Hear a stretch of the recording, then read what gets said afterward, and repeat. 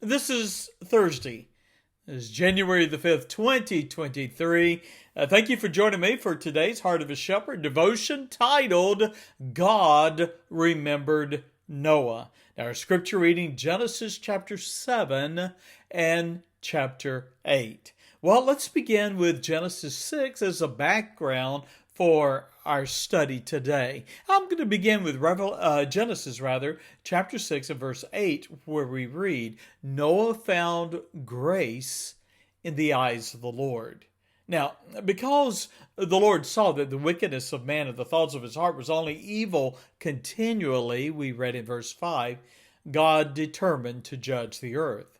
And nevertheless, he allowed, according to chapter 6 and verse 3, 120 years before the earth and its inhabitants would be destroyed. And yet there was one exception to this universal judgment, and it is found in verse 8 of Genesis 6, Noah. Noah found grace, God's loving, undeserved, unmerited favor in the eyes of the Lord. Now, we would ask, why Noah and his household? And the answer is that he was a believer. We read in Genesis 6 and verse 10 that he was a just man, that is, he lived a righteous life. He was perfect, blameless in his generations, whose life, Noah, his life gave testimony of this. He walked with God. You read that in verse 10. Now, though the world of his day was given to all manner of wickedness, Noah's testimony and influence evidenced the fruit of three sons, of whom we read Shem, Ham, and Japheth were preserved from judgment. Now, God then revealed to Noah his plan to destroy the earth in verses 14 through 17 of chapter 6. And in evidence of his grace, God commanded Noah to build an ark, and even gave him the design of that great ship of salvation. Now, assuming that 1 cubit is 18 to 20 inches, the size of the ark, according to chapter 6 and verse 15, in our terms would be about 450 feet long, or 135 meters, 75 feet wide, or 22 meters, and the depth of the ship itself would have been 45 feet, or 13 meters. In fact, the ark is believed to have been the largest vessel built by man until the mid-19th century, that is, the 1850s and later.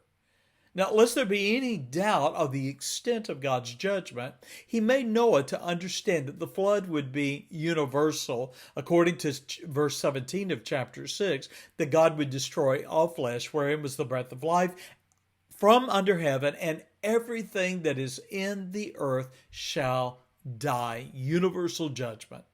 The Lord then established a covenant with Noah according to chapter 6 and verse 18. And that was that his family would be saved from the flood waters. They were spared God's judgment, not because they were sinless, but because they were the object of his grace. And of course, as we've already said, Noah was perfect, a righteous man who walked with God. Now, because God intended to restore the earth after the flood waters receded, the Lord directed Noah to then bring 2 of every living thing into the ark to keep them alive, and to also, verse 21 of chapter 6, to store food that is eaten, food for thee and food for them. Genesis 6 then concluded with Noah doing, and I read in verse 22, according to all that God commanded him. Now, though Noah had not experienced a rainfall because there was a firmament that encircled the earth, Noah believed God, and he began building this massive ship. And according to 2 Peter 2 and verse 5, preaching the imminent judgment of God. Well, I've subtitled Genesis 7, All Aboard.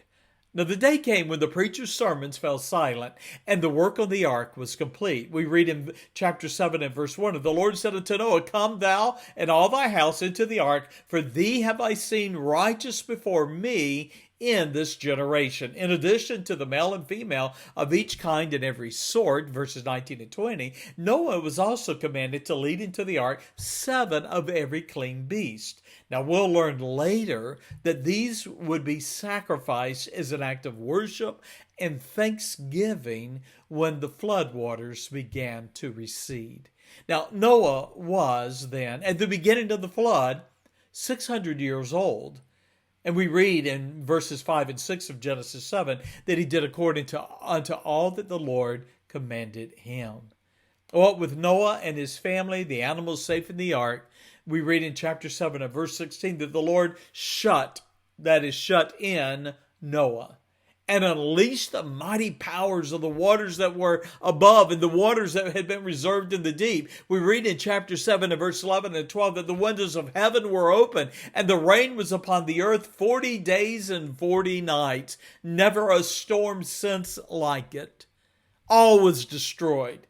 And all flesh died that moved upon the earth. And we read in chapter 7 and verse 21, "And every man." And Noah only remained alive, and they that were with him in the ark. Well, then look at chapter 8 and verse 1. God remembered Noah is the message of the scriptures. In the midst of God's wrath and the greatest cataclysmic event to ever come upon the earth, God remembered one man and his family. The world Noah knew was destroyed. Everyone apart from the 8 that were in the ark, every man, woman, boy, and girl perished in the waters. 370 days after the rain began, we read in chapter 8 and verse 16 that God commanded Noah, "Go forth of the ark, thou and thy wife and thy sons and thy sons' wives with thee." Well, after disembarking from the ark, Noah's first act, according to chapter 8 and verse 20 and 21, was to build an altar, and there he offered sacrifices to God. Now, the Lord's first act in response was to accept Noah's sacrifice and establish a covenant with him and with his family. Noah's sacrifice acknowledged his sin and the sins of his family and the need of a substitute. God's covenant served as his promise to extend his mercy and never again destroy the earth with flood waters. Here's a closing thought for you today. Now, with the ark resting on the slope of Mount Ararat in Armenia, Turkey area of the world in our day, that being the backdrop, I invite you to picture in your mind, in your thoughts, Noah and his family lying prostrate on their ground before the altar. As the smoke of the offerings ascended to heaven, Noah looked across a valley and he saw a beautiful rainbow and an arch reaching into the heavens towards the very throne of God. Noah had entered through the door of the ark by faith. God had shut the door, saving the man and his family. And yet, so it is that sinners are invited to enter another door and be saved from the penalty of sins and eternal judgment. That door is Jesus Christ, who promised, John chapter 10 and verse 7 and verse 11, "I am the door. By me, if any man enter in, he shall be saved." Well, I close with this. The door of salvation is open to you today, my friend. If you will believe and accept God's offer of salvation through Jesus Christ. Thank you for joining me. Tomorrow we'll continue with the events after the flood in Genesis chapter 9. God bless you and bye-bye.